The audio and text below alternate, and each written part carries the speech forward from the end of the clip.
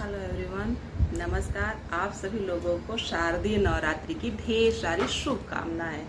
आज मैं बनाने जा रही हूँ व्रत की थाली। तो चलिए देखिए कैसे बना रही हूँ। सबसे पहले मैंने मूंगफली को भून लिया था। भूनने के बाद छिलके उतार के उसको मिक्सर में थोड़ा सा दरदरा चला के रख लिया था। उसके बाद मैंने 1 कप साबूदाना लिया और साबूदाने को जो है 2-3 पानी से अच्छे से मसल के धो के, और उसके बाद से मैंने जितना साबूदाना था ना उतना मैंने पानी डाल के उसको और थोड़ी देर 1 घंटे के लिए रख दिया है। 1 घंटे के लिए क्या, जब तक मैं अपना काम कर रही थी तब तक साबूदाना रख दिया। लास्ट में साबूदाने बड़े बनाऊंगी तो ये जो है जितना साबूदाना था उससे थोड़ा सा ऊपर पानी होना चाहिए। उसके बाद उसको कवर करके रख देंगे। उसके बाद आलू मैंने बॉईल कर लिया था। आलू के सभी छिलके जो है मैं उतार लूँगी। उतारने के बाद इसको मैश कर लूँगी। आलू को मैश करने के बाद मैं क्या करूँगी कि इसमें थोड़ी सी सब्जियाँ डालूँगी। आप चाहें तो गाजर भी डाल सकते हैं, लेकिन सब मीठा मीठा ही हो जाता है और प्याज व्याज तो डालना नहीं है। तो फिर थोड़ा सा धनिया पत्ता, और फिर मैंने डाला था हरी मिर्च। और लाल मिर्च तो मैंने नहीं डाला क्योंकि मेरे पास लाल मिर्च साफ़ नहीं थी, इसलिए नहीं डाला, बस हरी मिर्च ही डाला। बस इसको मैं आलू में मिला कर रख लूँगी और फिर थोड़ा सा सेंधा नमक उसमें डाल दूँगी। 2-4 चम्मच जो है मूंगफली का जो पाउडर था इसको डाल दूँगी, जो क्रश की हुई मूंगफली थी, जो दरदरी मूंगफली थी, क्रश नहीं दरदरी मूंगफली थी, इसको डाल दिया। आधा इसमें डाल दिया, आधा रख लिया। वो जो मैं पूरी बनाऊँगी उसमें डालूँगी। तो आधी कटोरी मैंने वो लिया था सिंघाड़े का आटा, सिंघाड़े के आटे का ही पूरी बनाऊँगी मैं। इसमें 2-4 दाना मैंने चीनी का डाल दिया था और थोड़ा सा घी डालूँगी। और घी डालने के बाद इसको जो है थोड़ा पानी करके इसको गूँध लूँगी, क्योंकि ज़्यादा पानी तो नहीं लगा सकते, बहुत थोड़ा सा था। तो इतना कम था कि उसको मैं कैसे ही उसको करूँ, तो इसीलिए थोड़ा ही पानी करके मैंने किया। तो देख लेंगे, गीला नहीं करना है। तो पानी थोड़ा छिड़क के गूँधते हुए उसका एक सॉफ्ट डो तैयार कर लेंगे। और गूँधने के बाद इसको हम एक बाउल में रख लेंगे। फिर क्या करेंगे कि सबसे पहले जो है इसका आटा जो है ना बहुत फटता है, इस बात का हम ध्यान रखेंगे। चाहे तो गर्म पानी से भी गूँध सकते हैं, लेकिन मैंने तो ठंडे पानी से गूँधा था। और मैंने सोचा कि ऐसे जो है ना वो हो जाएगा, रोटी पूरी जो है मैं बनाऊँगी तो अच्छे से मिल जाएगी। लेकिन क्या हो रहा था, जैसे मैं ना बना रही थी तो वैसे ही पकड़ ले रही थी वो चौके में। देखिए छोटे छोटे लोई बनाएंगे, पेड़े उसके बना के रख लेंगे पूरी बनाने के लिए। आप जैसा चाहे वैसा बनाएं, लेकिन मैंने घी थोड़ा सा लिया है, थोड़ा सा ही मुझे बनाना है, इसलिए छोटा छोटा ही बना रही थी। तो देखिए मैंने सोचा कि ऐसे बन जाएगा, लेकिन बना नहीं। तो फिर जो मूंगफली का जो ये पाउडर था ना उसको मैंने उसमें डाला। फिर उसके बाद से मेरी पूरियाँ थोड़ी सी वो बनने लगी, मिलने लगी। और क्या किया कि मैंने चौका थोड़ी देर पहले धुल के और उसको वो किया था, रखा था। तो वो जैसे ही कर रही थी उसमें पकड़ ले रहा था, तो मुझे थोड़ा सा परेशान किया। फिर उसको सॉफ्ट कपड़े से उसको साफ़ किया और उसको अच्छे से मूंगफली वाले को अच्छे से लगाया, थोड़ा सा और डाल के। और तब इसकी पूरी क्या है कि थोड़ी मोटी ही होनी चाहिए। जैसे पूरी डालेंगे उसके पहले उसको डालेंगे। मैं क्या कर रही थी, थोड़ी पतली बेल दे रही थी, लेकिन मोटी मोटी ही पूरियाँ होनी चाहिए, पतली नहीं होनी चाहिए, तभी ये फूलेगा। तो लास्ट में मोटी मोटी थोड़ा सा मोटा मोटा बनाया तो सब फूल गए।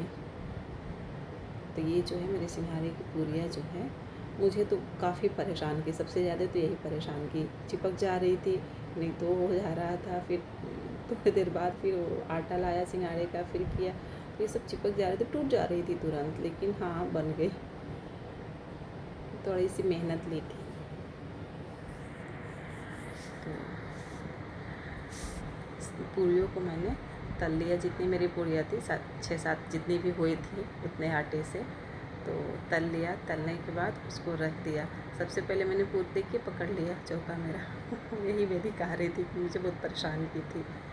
फिर लास्ट में नहीं हुआ था, 1-2 बार हुआ था, उसके बाद नहीं हुआ था। तो ये तैयारी कर लूँगी। तो मैंने जानबूझ के पहले पूरियाँ ही तली थी, क्योंकि ये जो घी था तो अलग से अगर मैं साबूदाने के बड़े जो बनाती तो फिर अलग से घी लगता है। तो पहले पूरियों को निकाल लिया, उसके बाद से इसी घी में मैंने साबूदाने के जो बड़े थे उनको तैयार किया। तो इसीलिए मेरा जो था थोड़ा सा पूरी पहले बन गई और साबूदाना बड़ा बाद में बना था। आप आगे भी देखते रहिएगा वीडियो को, नहीं तो पता नहीं चलेगा कि क्या क्या बनाया है। तो आप जैसे मोटा बनाएंगे सभी पूरियाँ बन जाएंगी, अच्छे से बनेंगी। तो मेरी सभी पूरियाँ बनके तैयार हो गई हैं। अब मैं क्या करूँगी कि अब अपने जब तक ये पूरियाँ बन जाएंगी और बड़े डाल दूँगी, फिर दूसरा काम भी करती रहूँगी। फट रहा था, बहुत परेशान कर रहा था मुझे। ठीक है, इसका क्या है कि बहुत लोग नहीं खाना चाहते हैं पूरी, तो वो पराठा इसका बना के खा सकते हैं, क्योंकि पराठे या फिर हाँ पराठा ही खा सकते हैं। तो ऐसे तो नहीं अच्छा लगेगा, रोटी तो नहीं अच्छी लगेगी। दही से पराठा भी खा सकते हैं, ये लोग नहीं खाना चाहते हैं तो उनके लिए तो उसका पराठा भी खा सकते हैं। मुझे इसका बड़ा भी बनाना था, इसीलिए मैंने ये किया था, पूरियों को तल दिया था। किसी दूसरे दिन मैं इसके पराठे बना के दिखाऊंगी कि कैसे बनता है। तो दूसरे साइड में मैंने क्या किया कि मूंगफली को, मूंगफली थोड़ा सा करी पत्ता था उसमें डाल दिया घी, और उसमें मूंगफली जब थोड़ी सी भून गई उसके बाद मैंने मखाने डाल दिए 1 कप। बस मखाना और मूंगफली दोनों जब पक जाएंगे तो इसमें जो है ब्राउन हो जाएंगे, थोड़ा सा सेंधा नमक डाल दूँगी जो व्रत वाला होता है। और फिर बस ये तैयार हो गया। तब तक मैं इधर जो है ये दूसरी साइड गैस पे मैं क्या करूँगी कि कढ़ाई तो मेरी थी ही, अब मैं अपना वो बड़े की तैयारी करूँगी, क्योंकि मेरा थोड़ा सा फूला कम था। तो इसीलिए मैं सब पहले तैयारी करके इसके बाद से देखा तो फूल गया, लास्ट में फूल गया था।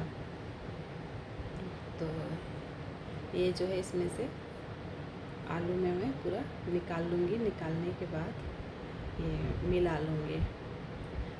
ये बहुत ही जल्दी बन जा रहा है, कुछ भी नहीं, बहुत ही इजी तरीके से बहुत ही जल्दी बन रहा है। मतलब बनाने में क्या है, कोई भी टाइम नहीं लग रहा है। बस इसको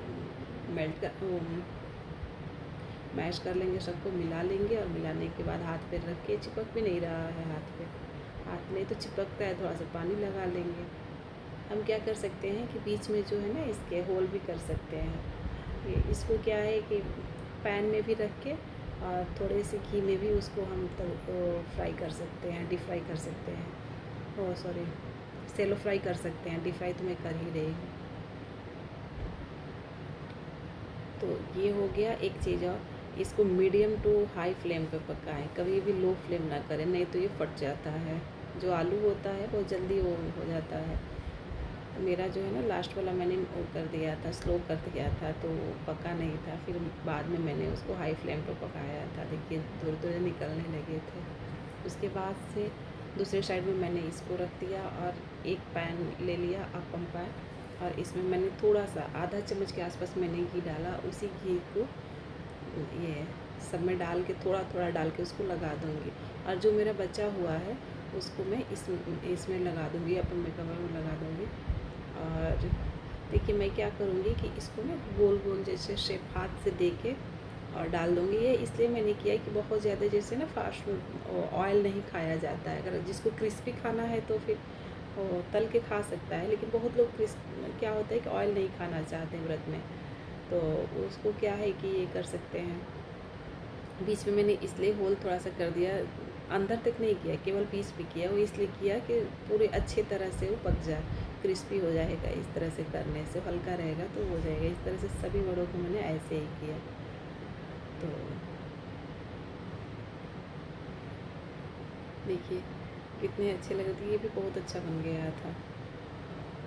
तो जैसे कुछ लोग नमक नहीं खाना चाहते हैं तो इसको बना के इसमें थोड़ा सा ना छोटे छोटे टुकड़े गुड़ के बीच में डाल के और कर सकते हैं, आलू साबुदाना और बीच में छोटे छोटे गुड़ के टुकड़े डाल के उसको भी बना सकते हैं। जब तक गुड़ मेल्ट होगा तब तक पक जाएगा।